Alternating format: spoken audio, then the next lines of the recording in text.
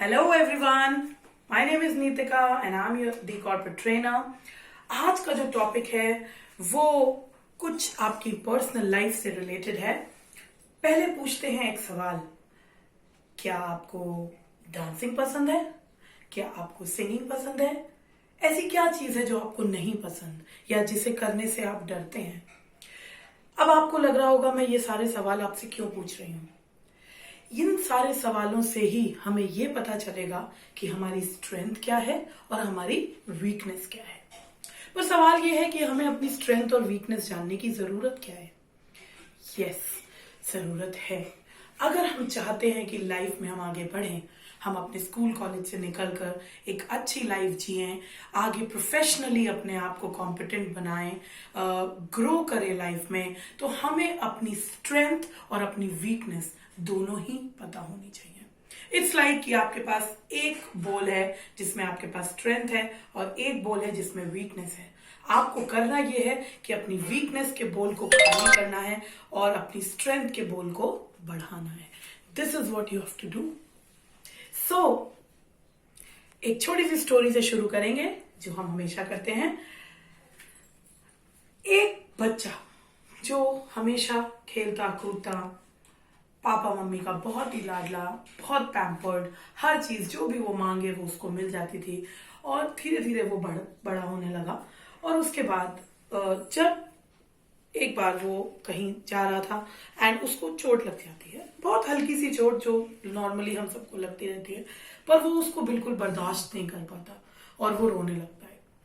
ऐसे बहुत से इंसिडेंट्स होते हैं उसकी लाइफ में जो छोटी छोटी चीजें जो बाकी के लोग उस चीज को एक्सेप्ट कर लेते हैं, लेकिन उससे वो चीजें टॉलरेट नहीं होती हैं. और एक दिन वो जब कहीं से गुजर रहा था तो एक बच्चा रोने लगा और उसकी मम्मी उसको क्या कहती है, इमेजिन कि प्लीज तुम जॉन की तरह मत बनो.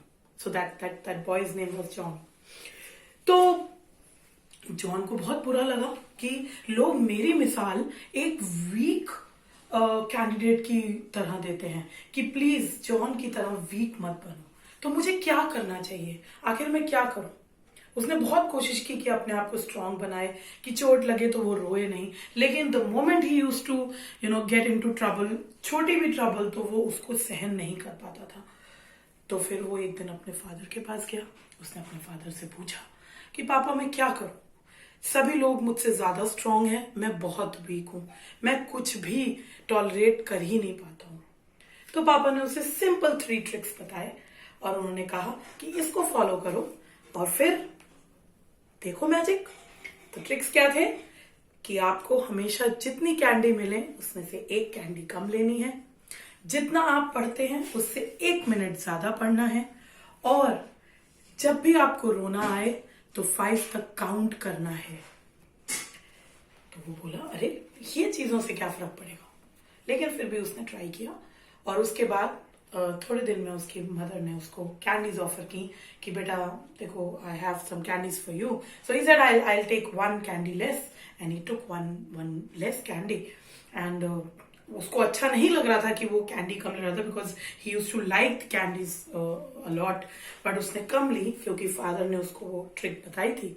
And then one day what happened, जब वो पढ़ रहा था उसका फेवरेट सीरियल आने वाला था. So it was some cartoon which he liked so much.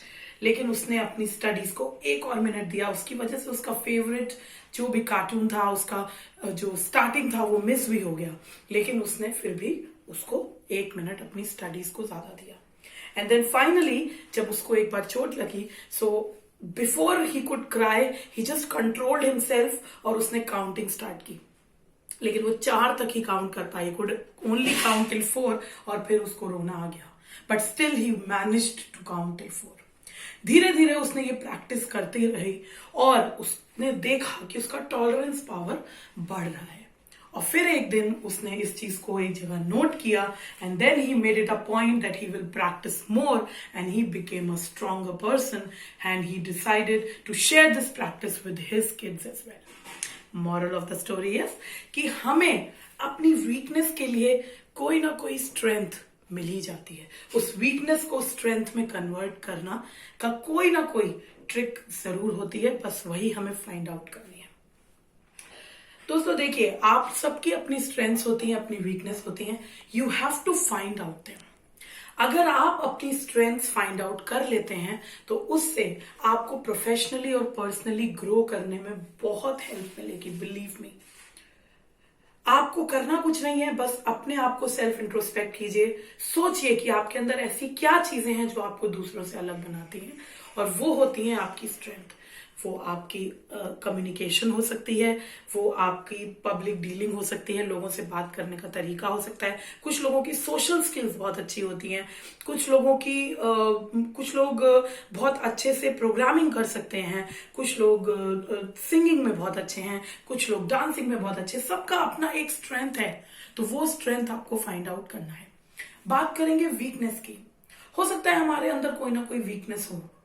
It's same as कि आप किसी डॉक्टर के पास जाते हैं और जब तक आपको मेडिकल सिम्टम का ये ना पता हो कि भाई हमें बीमारी है क्या, हमें सिम्टम्स क्या हैं, मुझे यहाँ पेट में दर्द हो रहा है, मुझे सर में दर्द हो रहा है, and then I tell the doctor and then doctor tells me okay इसका ये इलाज है।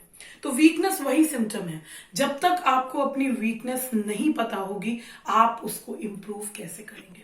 सपोज कीजिए आपकी वीकनेस है कि आपको स्टेज फियर है, आपकी वीकनेस है कि आप लोगों से बात नहीं कर पाते हैं, आपकी वीकनेस है कि आपका कम्युनिकेशन का प्रॉब्लम है, आपके बॉडी लैंग्वेज का प्रॉब्लम है। ये सारी जो भी वीकनेसेस हैं, इनको दूर तभी किया जा सकता है जब मुझे पता हो कि मेरी वीकनेस है क्या, और धीरे धीरे फिर मैं अपनी वीकनेस पे काम कर सकती हूँ, and then I can probably convert that weakness into a strength and be a better person.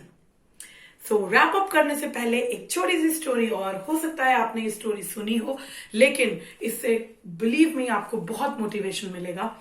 So this is a story of a Japanese boy who met with an accident. So उसका एक accident हो जाता है and unfortunately वो अपना left arm, अपना बायां हाथ खो देता है।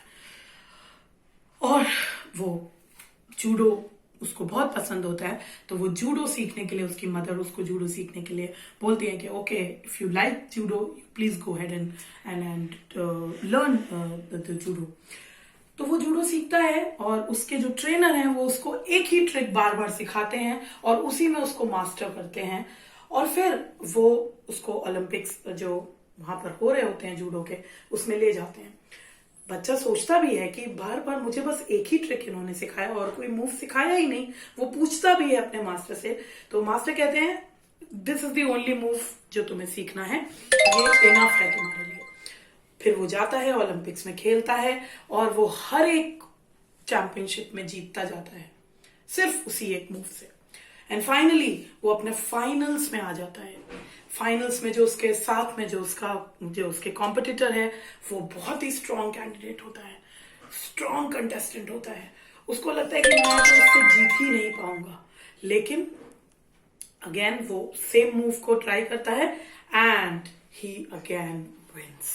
वो फिर जीत जाता है और वो ट्रॉफी जीत कर जब घर आ रहा होता है अपने मास्टर के साथ, देन बहुत इनोसेंटली वो अपने मास्टर से पूछता है कि master tell me what's the magic, कैसे हुआ ये, सिर्फ एक मूव सीखने से मैं कैसे चैंपियनशिप जीत गया, कैसे हुआ ये सब। देन जो उसके मास्टर ने कहा वो सुनना बहुत इंपॉर्टेंट है।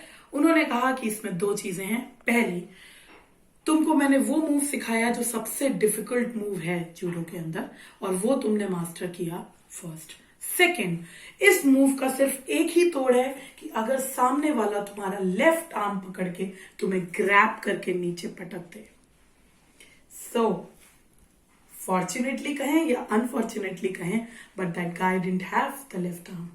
सो moral of the story is that his weakness turned out to be his strength.